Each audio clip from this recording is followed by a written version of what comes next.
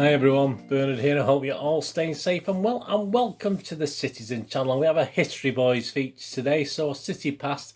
A little bit of a cheat there in the background. You'll notice a deliberate mistake because we're going to have a look at League Cup history between ourselves and Tottenham Hotspur. But I mean, that's a bit of a cheat because it's an FA Cup final. But obviously it's Wembley, so there's some relevance to it. Although we're not going to touch upon that today with that or the first game. But we're going to look back at League Cup meetings, and I'm recording this prior to the Carabao Cup final, which is the name for the League Cup. Depending on when you're watching this, you could be watching it 20 years in the future, who knows. On the 25th of April 2021 with a 4:30 p.m. British summertime kickoff between Tottenham and Manchester City. So our first ever League Cup final between the two clubs.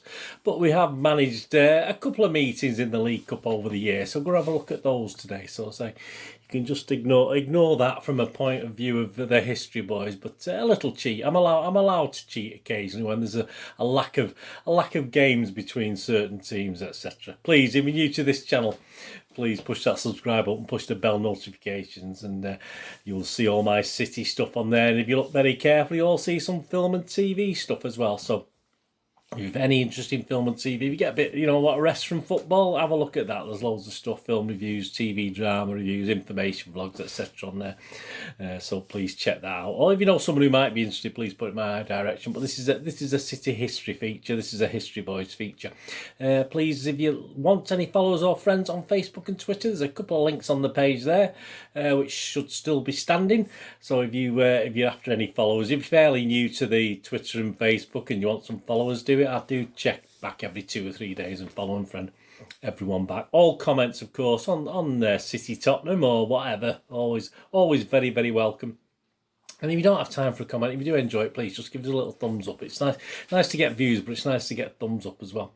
Right, yeah, the History Boys, here we go. Overall, we've got, unbelievably, a 50-50 split against Tottenham. We've both won the same and drawn, obviously, a number of matches between us two. Overall, in everything, that's the Cups and the League. But as far as the Cups are concerned, the two domestic Cups anyway, we're not talking the Champions League game we played here, the two domestic Cups, we're slightly behind. In the FA Cup, City have won 5 and Tottenham have won 6, and there's been 3 draws, so they were a little bit behind on that. But in the League Cup, we fare even worse. We've only actually met 3 times in the history of the League Cup and its various variations, but we've lost all 3, unfortunately. So we're just going to have a quick look through those 3 games, just have a look at them. A bit depressed. It's not a horrible history though, is it? Well, I'm not classed this as a horrible history. So yeah, our last meeting was the 18th of December 2007. So as I'm recording this, almost 14 years ago at the Etihad in the fifth round of the Carling Cup. So the victors of this were getting into the semi-final, because the 5th round is obviously the quarter-final in the League Cup. A crowd of 38,564, which wasn't bad. All right, bit rattly around the Etihad, obviously, but there's 2,780 Spurs fans there that day. City's team was Hart, Corluka, Richards, Dunn, Garrido. Ball replaced him on 77 minutes. Vassell, Mapenza replaced him on 69 minutes. Johnson, Haman, Giovanni replaced him on 59 minutes. Petrov, Ilano and Bianchi. Our subs that weren't used were Isaacson and Gelson. Some of these names, I forget some of these guys. Tottenham, Robinson, Chimbonda, Zakora, Kabul, Lee, Lennon. O'Hara replaced him. Jenis, Boateng, Malbranck, Huddleston replaced him. Berbatov, Defoe, Tainio replaced him. I have no idea on some of them. Subs not used were Cerny or Kearney and Tarabat. Yeah, the BBC, summed the game up. Bit depressing, really. I was there that night, but as I say, I don't remember too much about it, apart from it wasn't very good. The BBC went on to say 10-man Tottenham ended Manchester City's 100% home record to reach the semi-finals of the Carling Cup. Tottenham took the lead when Jermaine Defoe rounded off a neat passing move by steering home Aaron Lennon's cross The home side struggled to respond before Spurs had Didier Zakora sent off after 20 minutes. So, 3/4 of the game we were playing 10 men for a lunge on Alano. But Tottenham's tireless work, despite being a man down, meant they saw out the storm. And although City kept attacking, they were looking vulnerable on the break, and Malbranque duly punished them with 8 minutes to go. Sven, with his matchday notes, of course, the following home game, was a little bit unhappy with another incident in that game. He went on to say in his notes on the programme versus Blackburn Rovers, this on the 27th of December 2007. I think we should have had a penalty in the second half of the quarter-final when Richard Dunn was brought down in the area. The incident came at a crucial time. We were just one goal down and a penalty being given.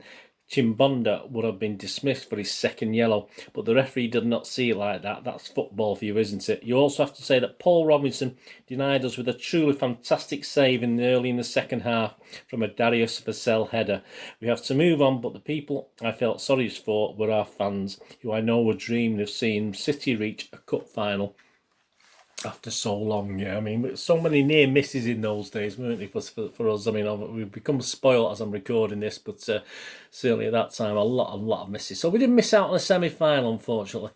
So that was the last game. Previous to this, the middle game of the three we're going to look at was a League Cup fourth round game on the 3rd of December 2003. I think that was the year before the very famous 4-3 FA Cup victory at White Hart Lane. But so it was around a year before, a year after. I'm not too sure offhand. My memory. Another defeat for City, unfortunately, in this one. 31,727 were at White Hart Lane, with just over 2,300 Blues there making the midweek trip. Tottenham that day was Keller, Carr, Doherty, Gardner, Tarico, Anderson, Poyet, King, Ricketts, Postiga, Keane, and subs Birch, Canute, Dalmart, Kacheski, and Mabizella. City, Kevin Keegan's City that day was in goal, Stur Ellegard. There you go. There's another name to conjure with. Somme, Distan, Dunn, Tarnett, Wright Phillips, Barton, Rayner, Sinclair, Fowler, and Elka, and the subs Schmeichel, Vikin, Sibierski, Macken, and Manaman. Yeah, back to the BBC. I didn't go to this one, I must admit, just to summarise this game up. Tottenham 3, Manchester City 1. Tottenham striker Helder Postiga scored his first goal for the club. Yeah, he ripped his shirt off. There'll be an image up there to help send his side to the Carling Cup quarter-finals with a hard-earned win over Manchester City. Darren Anderson's early strike put Spurs on their way, and Postiga's effort after half an hour looked to have knocked the stuffing out of a lacklustre City side. But a much improved second half performance from the out-of-form visitors was rewarded with a goal from Robbie Fowler on 80 minutes. Yeah, a very rare sight. The goal revitalised City with second half substitute Steve McManaman directing their play. He must have had a good game, I don't remember one. And Rayner again went close, just unable to adjust his feet in time as the ball bounced into his path. In a frantic finish, City could have scored after a comical goalmouth scramble, but the ball broke to Spurs' Paul Konchesky, and he broke free up the left before crossing for Canute to slot home and book Spurs' place in the quarter-final. So there you go, another disappointing night. And the next one, and the final one, the first time we'd met ever in the League Cup. This was going back to 28th of October 1992. As, Peter Reid's City this time lost 1-0. A crowd of just 18,399 at Main Road that night. I was there that night on a very wet, miserable night. Paul Ince, writing for the Evening News, sort of summarises the game quite well, and the fans' reaction to this defeat. The boos, which cascaded down from Main Road seats and terraces last night, said it all. This was disaster night for City. Even the placid majority couldn't stomach this Coca-Cola Cup defeat in their own back garden against a Spurs side long considered to be one of the soft touches of English soccer. And while no one likes to watch a team troop off dejectedly to a reception like that, the reaction of the Blues fans was totally understandable. City are like a ship without a rudder. Frankly, they are going nowhere fast, and no one will know that better than Peter Reid, despite the brave face which the Main Road manager put on after what ranked as a devastating defeat. The sky-high ambitions which Reid has had for his club are rapidly falling apart at the seams. Struggling in the wrong half of the Premier League, the Blues desperately needed a run in the Coca-Cola Cup to generate finance and rekindle the dwindling interest among their impatient fans. The dreams of cup glory, at least in this competition, came to a wet and miserable end in what must surely rank as the most damaging result of Reid's managerial career. The Blues weren't good against a neat and surprisingly resilient Spurs side. To pretend otherwise would be pointless, but they weren't quite as awful as some of their fiercer critics are making out. The trouble is, this was one occasion where the result overshadowed the performance. City were hit by a combination of poor finishing and world-class goalkeeping from Erik Torsvett, who chose this game to turn in the performance of his life. Quinn and White, both suffering a nightmare goal drought, fluffed Cities, which they would have put away with their eyes closed if their confidence wasn't at rock bottom. And when the Blues were on target, they found Torsvett in the mood where he would have stopped a howitzer shell. The big Norwegian international pulled off saves from a Fitzroy Simpson volley and a flying Quinn header, and that had to be seen to be believed. But goals win matches, and Spurs' impressive little midfielder Vinny Samways showed the Blues how it should be done when he raced onto a clever knockdown from Nick Barmby 5 minutes from the interval to drill a shot into the bottom corner. The Londoners, strong and determined at the back and inventive in midfield, deserved their win and a shot at Forest in the fourth round.